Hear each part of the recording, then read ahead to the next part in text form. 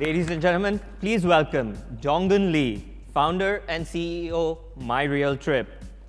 Taka Mitamura, Director, Global Communications and Business Initiatives, Veltra. Christian Suwarna, Senior Vice President, Business Development, Traveloka. And Deepak Tuli, Chief Business Officer, Experiences and Activity at Make My Trip. Good morning. Morning. Are you all awake? How was the party last night? A little shade under your eyes. No? All right. Speaking of a party, and Asians love to party, right? Could we start off with talking about who this Asian traveler is? And on the panel, we've got representatives from South Korea, Japan, Indonesia, and India. So there's a diverse flavor up on stage. So let's start with maybe the growing opportunities, the India and Indonesia. Those are the mysterious market, relatively speaking. So who is the Indonesian and the Indian traveler? Sure. Hi, everyone. So we represent Southeast Asia, not just Indonesia. We operate in 7 countries today. And people like to think Southeast Asia as one market, but in effect, it's actually comprised of 11 countries, with each of the countries behaving a little bit differently. But in general, I think if you look at the Southeast Asian consumers, they generally like to do the tried and tested ones. So the likes of major attractions, and as well as major destination tours and excursions. But increasingly in our market, we see interesting demography, which is, for example, the Indonesian millennial. They have a few defining characteristics that we found quite interesting. One is that we really love Instagram. We really like to take photos and selfies. And that's the social existence crisis, I guess. It's very apparent in the Indonesian population in general. And then second one is we see food as not just a means to get yourself refueled, but it becomes an attraction by itself. So we don't know what we like more, Instagram or food, but perhaps Instagrammable food is what is the best. Yeah. And then the third one, I saw my colleagues from Korea and Japan here, we are perhaps a little bit more budget conscious as a market. We don't come from a Korean or Japanese GDP per capita. So if you are an operator trying to attract the Indonesian or Southeast Asian market, you have to know a little bit about all these trends and try to build it into your offering. Go to the cool coffee shops as opposed to just giving a lunchbox. Go into these Instagram spots and mention it properly in your content. I think that would be useful. Deepak? Yeah, I think Indonesian and Indians will quite be similar, but I'll give some data points as well. There are about 1.8 billion domestic trips and about 20 million international trips.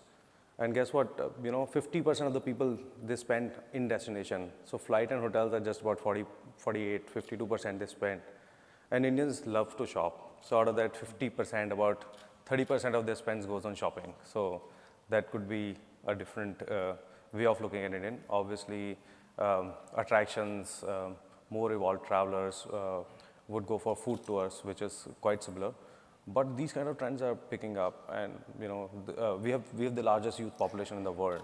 So the average age of Indian traveler who are exploring new destinations, activities, and experiences are under 35. So that's another good way of looking at what can you build for these guys. Okay. Donggun? Yeah. South Koreans are really love to travel abroad, I think, because there were 30 million travelers last year, outbound tourists. That's huge number because that's 55% of South Korea's total population. It is even bigger than Japan and India. So South Koreans really love to travel abroad because there are many supplies, because there are 6 LCCs. There are already 6 LCC low-cost carriers, and there will be 3 more LCCs. So there will be 9 LCCs. So flight ticket price is extremely low. That's why South Koreans really love to travel, and it is even cheaper than domestic travel. So market is growing very fast. And few decades ago, South Koreans love to travel by using group package tour, but trend is changing very fast. Now 80% of tourists are using OTAs, and they are traveling with free independent travel. So that's the brief summary of South Korea's market landscape. Yeah. Yeah. And just before Taka-san, what about Indians? Is it mostly group still, or are they also getting in the FIT space, especially when it concerns in-destination experiences? Yeah, now I think the trends are changing in India as well. Traditionally, completely a group market, but the way the airlines are now structuring their pricing, which are cheaper and once you book slightly in advance, and the same hotel pricing, I think people are moving towards this, especially the millennials and millennials, which are like want to transact online. Actually, they're big influencer on travel, by the way. If you now go and speak to the consumer, why are they buying online? Because they'll be referred by their kids, right? Who are on Instagram, Snapchat, TikTok, and looking at where to travel, what to do. All right. So these are like very, very different from other countries. Taka-san, the Japanese traveler? Yes, so as for Japanese market, last year we had approximately 19 million people traveling abroad, so outbound travelers, and then that was plus 6% increase compared to the previous year. That was like a 3 years consecutive growth, average 5%. So in general, Japanese people are traveling more abroad, which is a good sign for us. And as for the type of the travelers, more and more FITs rather than group travelers. I think the latest figure is like less than 10% are actually booking group package guided tour. So almost 80% book, we call them FIT.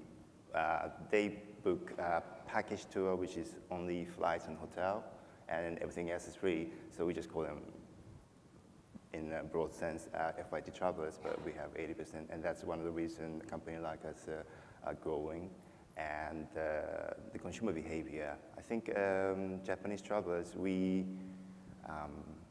don't mind to spend more for the premium product, or if the experience is unique, so rather than just standard experience. I think the market is getting more mature, and people are well-traveled. So they are willing to pay more for premium products. And what kind of experiences are Japanese travelers looking for? Christian mentioned food tours, Instagrammable food for Indonesian. Deepak mentioned shopping for Indians. So what kind of in-destination experiences? I think from my experience, Japanese travelers, they are now looking more into authentic experience. So food, of course, and then also the people. You meet with a great local tour guide, great local people from the restaurant or from the attraction. This makes the experience more memorable. And then, of course, it's important to take pictures or to shop and buy something luxury, but it doesn't remain in your heart. So I think that Japanese people value most, and I can see that trend more and more these days. Yeah. Donggun, you've been one of the new generation OTAs focusing on experiences and in-destination piece. What are the criteria that you look into when you list the different experiences? If they are similar, why does one operator go on top of the other? Why does one feature the other does? Yeah, there are some companies who is charging for the listing, higher listing, so it is an advertisement model, but we don't do that. So basically, we are listing products based on the customer's review and feedback. Okay. So there are 500,000 reviews so far, travelers' reviews so far in MyRealTrip. Okay. And based on that reviews, we are listing the products. So basically, the travel product customer loves, shoe first. Yeah, yeah. Okay. And Taka-san, how do you prioritize product? Because you've been in this business, the company's been in the business for what, 20 years? Yes, almost 20 years. Yeah. So how we prioritize? We are more like a curated website rather than platform. So what I mean is, yeah, we've been in the business for quite a long time, and then we started to learn what kind of product sells or appeals to our audience, Japanese market. And then we kind of co-develop the product with the tour operators. Okay, there is a standard product provided by the tour operator, our partners, local suppliers. And then we receive customers' feedback. Yeah, it's like he just mentioned. And then based on the customer feedback, our customer support team and marketing team, we check all the customer reviews every day, every single day. We have like a couple of hundred reviews posted, and then we publish it, read everything and publish it manually. So based on this feedback, we communicate with our local partners, and then make improvement, make some changes, and then of course we change the way we promote the product on the website so that the customer don't have any misunderstandings about the product, and also about the culture. Of course, there's a cultural difference, and then misunderstandings. That is one of the biggest reasons when we have a negative feedback from the customer. So we try to avoid that as much as possible. And then as a result, we, like I said, co-develop the product. And then that goes to the top of the best-selling product. Yes. And Christian, Deepak, respective OTAs, the leader OTA in markets,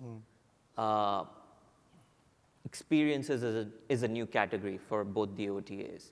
So considering you don't have the relative groundwork and the reviews that help these companies prioritize operators, relatively speaking, how do you look at prioritizing experiences, operators in that equation? Yeah. So I think what they have mentioned, applies to us as well, by and large. But a few things that are, I think, different to us is that before we would onboard a partner, we do a little bit of understanding, like know your partner type of exercise. Because we believe the current problem now is how do we establish trust to the consumers that they can buy these items and they can buy it and get the experience the way they have imagined it to be. So there's a little bit of homework that we do with the partners to know how long have you been operating, are you a registered entity or not? And sometimes we do send our mystery shoppers there too. And when we try to display it in our app, the space is limited. Of course, in addition to looking at analytics, what conversion do we see when people click in your product, just the basics and the reviews.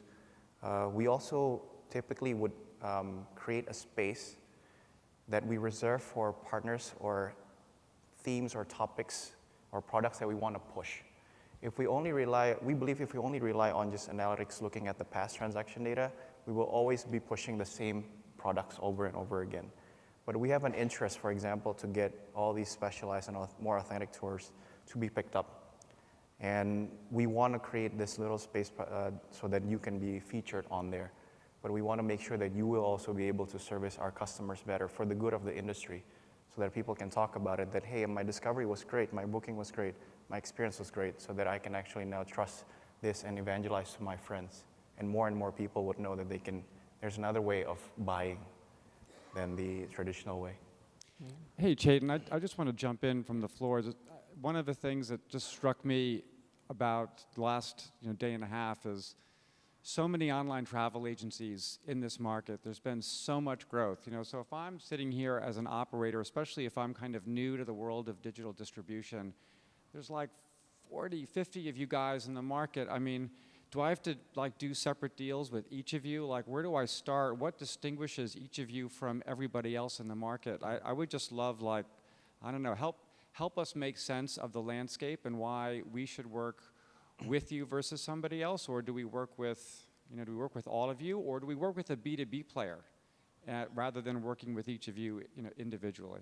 Thanks for stealing my question. Yeah. So I think as far as we are concerned, we are already in this business for a while, and I think a lot of players are already working with us directly. My take from if I'm sitting on the other side, I will see if this is a core market for players like us. For example, if you are based out of Thailand, Singapore, Southeast Asia, if there is Disneyland out here. So I think for them, it's quite relevant to work directly with us. We'll have enough of demand for these destinations. If you're based out of India, then definitely it makes sense to work directly with us. There is no point going to the intermediary. But last couple of days, I've learned it's very, very difficult to independently work with everyone, and because the way the data structures are present, the way everybody sells activities is very, very different. There's no standardization, like there's a standardization flight or there's standardization in hotels. So it becomes even difficult for us to kind of integrate with every supplier. So I think there's a great value looking at a middle channel manager or a distributional partner kind of a ecosystem in the whole world, which can actually help both sides, reducing efforts of kind of distributing on each other's platform. Yeah, so I think for me, if I were in the other side, ideally you would want to cast your net as wide as possible, work with as many people as you can. But if you are in a resource constrained position where operationally it becomes complex, then I suggest you do a very disciplined prioritization of who you work with. And the way to do that is to understand who's your captive market in your destination that you're serving. And usually for that captive market, there's one or maybe two a dominant player for that space. For us, we're a Southeast Asian player, so this is our home ground. And I think we are more than happy to work with you in whatever way or form. If we want to create a direct contract with you guys, we're happy, but other than that, we are, through the distributors, we're also happy to cater to that. Donggun? Yep. As I mentioned before, now South Koreans really love to travel. So, their market size is very big, but they always prefer to book Korean-speaking guided tours because they are South Koreans. Of course, their language is Korean, although they always prefer to book Korean-speaking guided tours. So, if tour operators are interested in doing a service for South Korean travelers, then I think the market is very big enough, so it'll be a good choice to work with us. Yeah. I'd like to add one thing. Well, just simply OTA can add value to your business. Just because we know the market, we understand Japanese market, Korean market, Indonesian market, Indian market, and then unless you spend a lot of effort to understand the culture, behavior. We have marketing data. We have lots of, we're a Japanese company, for example, so we understand the market. So, like I said, we co-develop the product with you according to the customer's behavior and then what they like. We understand that. So, that's the biggest benefit to work with OTA. And I think it's not just about the discovery of the product. People may think we're just a marketer as an OTA, but we go deep into the regions that we operate. In Indonesia and Southeast Asia in general, you cannot rely just on Visa and MasterCard or credit card. We go deep into the payment to enable people to actually transact online. If you want to try to target them yourself, then you have to go through these hoops and lengths to create bank transfers implementation, which we have already done for you. And so we offer you these assets, not just our consumer base that we have today, but also these enablement to make your booking seamless. And so, I think it's best if you try to figure out who are your biggest source markets. How deeply are the OTAs involved in, beyond just the payment, actually bringing the seamless experience on destination? Because there are various experiences which still need you to go get physical tickets. How are you streamlining that process as the post-booking experience? Or are you involved with partners in making that happen? Yes, we are involved. In fact, we do with a few partners in Indonesia. We try to innovate with them to create a seamless entry into the places. This is Indonesia and Southeast Asia. It's not like, except for Singapore. That's a different Southeast Asia. Most of the places are still very traditional, so we innovate in that way. And in post-sales perspective, we do also provide customer service in our local language. We speak English in general, not as good as other countries in the world. And so they like the comfort of having to pick up the phone and have somebody who speaks in their local language. And then we engage with the suppliers directly in English. And that helps give a type of confidence that, yes, I can book from here and I will be taken care of. Yeah, that's also one of the challenge for us, because for Japanese market in particular, we only have like less than 20% people booking through online, and then other than that, they go to the travel agency or they book on the spot. So the key is, of course, we encourage them to try. We encourage them to book online and the pre-departure, of course, but also rather than trying to change customer behavior, we try to adapt to it. I think more and more customers, it's very seamless, and an omni-channel kind of approach is necessary, because they search on Google, they go online with any device, and then they check all the tour details through social media, Instagram, and then they call us, they email us, they message us, and then they book with either website or mobile, and then they participate with mobile or paper voucher. So all the experience is getting blurred. Yeah. Yeah, but you mentioned that a lot of Japanese travelers are still booking with travel agents, right? So I would presume that they plan way in advance. How are the booking windows in the other markets? Yeah, so basically, we are selling airline ticket, accommodations, and tours and activities. And tours and activities booking window is less than 2 days. South Koreans really love to book same-day booking and last-minute booking. And accommodations, in terms of accommodations, booking window is about 30 days, Yeah. and airline ticket 60 days. Yeah. Okay.